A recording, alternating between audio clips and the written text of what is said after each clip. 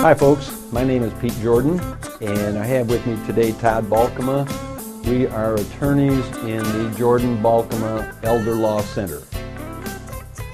Our job as attorneys is to show our clients how to protect their assets. Protect their assets from probate expenses, protect their assets from nursing home expense. Today we're going to talk about protecting your assets from probate expenses. We hear a lot of things about probate. And Todd, what is this thing called probate? We hear about it, we read about it, but what is this thing called probate? Well, probate is the legal process, when once I say legal, court process, where we transfer property from an individual who just passed away onto their heirs or to their children. Okay, well, we read about sometimes it's expensive. What do we mean by being expensive? Well, AARP did a survey a few years ago, and they found out that the average cost of probate in the United States ranges anywhere from 4 to 10%. So that would be 4 to 10% of all the property that individual owned at death. Does it take time to go through this legal procedure? Generally, typical probate takes around 9 months. The minimum would be about 6 months, so you can factor on the assets being tied up for 6 to 9 months. Another thing about probate that we hear about is that it's open to the public. What do we mean open to the public? Well, all records, anything filed with a probate court, is an open record. What I mean by that is anyone can go in and get a copy of anything that's on file with the probate court. So any document that we file to open up a probate, which lists all the beneficiaries' names, their addresses, an individual can have that information. Todd, there's a lot of courts that are going online nowadays. Tell us about that. Well, there is. Here in Michigan, we have 3 counties that are online. We have Wayne, Oakland, Macomb, and I believe Kent County will be going online. But what I mean by online is all the documents that are filed with the probate court are now available for anyone who's on the internet. All they need to know is the individual's name, and they can have all access to all those records. So these are some of the things that our clients are concerned about being expensive, a time delay, and open to the public. Well, one of the solutions here to this is to have a living trust. And what we're going to do is to take you through an example. We're going to have a couple that comes into our office, and they're going to have an estate of about $200,000. Okay? And what we're going to do, we're going to explain to you the different options that they have and explain to you the good things and the bad things and about how it works. Now, what we recommend is that before a client comes into the office, that we give them some sheets to fill out. Give them the names of their children, names of the family members, etc. And then also a one-sheet listing of what assets they have. And the reason why we do this is people are forever coming into the office, right, Todd? And they're saying, what are they saying? We don't know anything. Yeah, we don't have anything. And so we give them this sheet of paper to fill out to list their assets. And 100% of the time after they filled this out, they realize that they really have more assets than what they thought they did. So in our example today, we're going to have an estate of $200,000. And this is going to be for a couple with adult children. And what we recommend to our clients is that they fill out this sheet before they come in. So the first plan we're going to show them is called a simple plan. Okay, Todd, why don't you tell us how the simple plan works? A simple plan is a will plan. And we begin by asking the spouses, or recommending to the spouses, that they make all the assets joint between each other, the husband and wife, not with the children. Well, Todd, is there any advantage to putting the kids' names on the house or on the bank accounts? Well, there's really only one advantage to making assets joint with your children, and that is they will avoid probate at the death of both the parents. Okay. And that is the only advantage. Okay. There are certain disadvantages that people don't realize that there are to making the assets joint with the kids. Number one is when you put the kids' names on the house, you have lost control of the house. You cannot sell it, you cannot mortgage it, you cannot lease it, you can't do anything with that property without the consent of the children. Now, I know a lot of people have good children, okay, and that they will sign off, okay, but sometimes they won't. Okay, so that's one disadvantage is that you're losing control of the assets. Another disadvantage is that what if one of the children became divorced? If that child that you put on the house becomes divorced, okay, now his interest in that property is included in his divorce, and you may lose part of that property to your future ex-in-law. Another disadvantage, okay, creditors of the children. If one of those children become involved in an automobile accident or a lawsuit and they get sued, their creditors can come and take your house. Okay. Another disadvantage is unintended beneficiaries. And what I mean by unintended beneficiaries is generally we ask clients how they want their assets to be left, who's going to receive it, and they basically say, well, I want to leave it to the two kids. And if one of the kids are deceased, I want his or her share to go down to his or her children.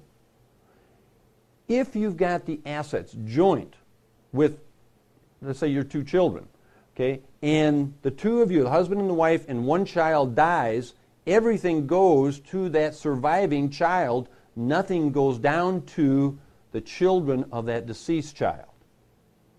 So for these reasons, okay, these disadvantages, okay, we generally recommend that you not make the assets joint with the kids. So Todd, then if we make all of the assets joint with the spouse, okay, how does this simple plan work then? Well, the simple plan begins with a will. A will is the basic foundation and the template of the simple plan. The will lets the husband and wife decide where the assets are going to go when they both have passed away. Generally speaking, when the first spouse passes away, the surviving or the decedent spouse will says everything goes to my wife or my husband, the surviving spouse. And then generally it goes on down to the children. Is there another document here with this simple will? There's a power of attorney for finance. The power of attorney for finance is the document in which you get to have somebody act on your behalf if you can't act for yourself. If you were to become incompetent. If you were to become incompetent, if you're in the hospital and two doctors have determined you can't make a decision for yourself, we need somebody to be able to step up and be able to manage your affairs. Generally, people think that the spouse automatically has that authority. They do not. So this is the financial power of attorney. Yes, it is. Is there another power of attorney? There is the healthcare power of attorney. And this is the document where you are going to select somebody to make those end-of-life decisions for you. When you can no longer tell the doctors, no, I no longer want any more treatment, you have nominated somebody who's going to step up and say, this is what mom and dad wanted. And again, typically you name the spouse and then someone else? Typically you've named the spouses and then usually the children. Well, this sounds like a pretty good plan to me. I mean, a will plan, you're setting up the power of attorney, you're setting up the patient advocate, you're setting up your will. This sounds like it's a pretty good plan. Does this plan avoid probate? It does avoid probate on the first spouse to pass away, because we initially said, let's make all assets joint between the spouses. That way, when the first spouse passes away, the surviving spouse then owns all the property. It will not avoid probate on the second spouse to pass away. So we will have some probate expense. And that probate expense runs about how much? Anywhere from 4 to 10% of the value of the estate. So you can factor on a $200,000 estate anywhere from $8,000 to $20,000. Okay, well, the good news is, it sounds like the good news is that the husband and wife, they don't have to pay that expense, do they? No, they don't have to pay it all. Who pays it? Their children pay it. The children. And how much time does it take to go through probate again? It generally takes anywhere from 6 to 9 months to go through probate, which means that those assets are going to be tied up, are not going to be able to be distributed to the children for 6 to 9 months. Well, one of the solutions, or a solution to the probate expense under the simple plan, is to have a trust. Okay? And here we call this a living trust. We call it a living trust because it's set up while you are living. And we're going to put assets into this trust while you are living. The name of this trust is typically the husband and wife trust. If I give you the name of my folks' trust, it's the Harold and Jeanette Jordan Trust. Okay? Husband and wife are going to be the trustees. Husband and wife are going to have complete control over all of the assets.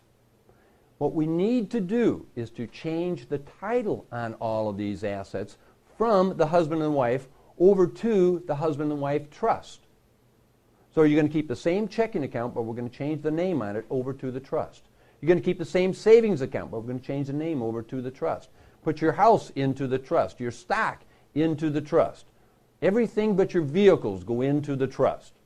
Husband and wife are the trustees. Husband and wife have complete control. They can do anything they want.